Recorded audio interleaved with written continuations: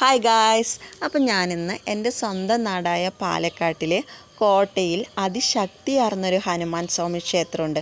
അപ്പം ഞാനും മോനും കൂടിയിട്ട് രാവിലെ എണീറ്റിട്ട് ഹനുമാൻ സ്വാമി ക്ഷേത്രത്തിലേക്ക് തൊഴുതാൻ പോകുന്ന വഴിയാണ്.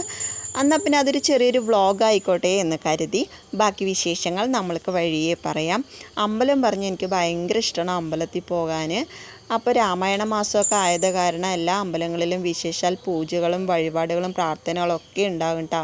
അമ്പലത്തിൻ്റെ മുൻവശത്തെത്തി ഉള്ളിൽ കയറുന്നതേ ഉള്ളൂ. അത്യാവശ്യം നല്ല തിരക്കുണ്ടായിരുന്നു, തൊഴുതാനും നല്ല തിരക്കുണ്ടായിരുന്നു, അർച്ചനയ്ക്ക് വരി നിൽക്കാനും നല്ല തിരക്കുണ്ടായിരുന്നു.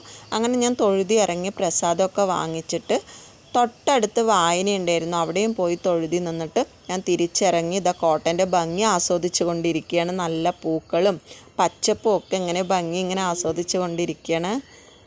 വെള്ളത്തിൽ നിറച്ച് ആമയുണ്ട് കേട്ടോ, ആമയും മീനും ഉണ്ടായിരുന്നു. അവിടെയും നോക്കി കണ്ടിട്ട് ഇതാ ഞാൻ തിരിച്ചു പോവാണ്.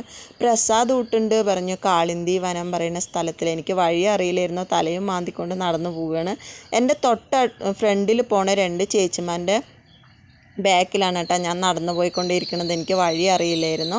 അങ്ങനെ കാളിന്തി വനത്തിലെത്തി ഇതവിടെ ക്യൂ നിൽക്കുകയാണ് പ്രസാദ ഊട്ടിന്. അവിടെ വായനയുണ്ടായിരുന്നു, ആ വായന കഴിഞ്ഞതിന് ശേഷമേ പ്രസാദ ഊട്ട് കിട്ടുള്ളൂ. പ്രസാദ ഊട്ട് കിട്ടി ഞവരേരി കഞ്ഞിയായിരുന്നു കേട്ടോ. പിന്നെ വെള്ളപ്പയറും വാഴയ്ക്കും കൂടെ പുഴുക്ക്. ഭഗവാൻ ആദ്യം തൊഴുതിയിട്ട് വേണം നമ്മൾ പ്രസാദം കഴിക്കണമെങ്കിൽ. അങ്ങനെ പ്രസാദം കഴിച്ചു കഴിഞ്ഞ് തിരിച്ചത് ഭഗവാനെ തൊഴുതിയിട്ട് പോകാനുള്ള തിരക്കിലാണ് കേട്ടോ.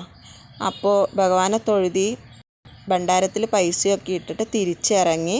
അത്യാവശ്യം മഴയുണ്ടായിരുന്നു, മഴയൊക്കെ പെയ്ത് തോർന്നു പോയിട്ട് ഗായ്സ്. അപ്പോൾ ഇത്രയേ ഉള്ളൂ ഇന്നത്തെ വീഡിയോ.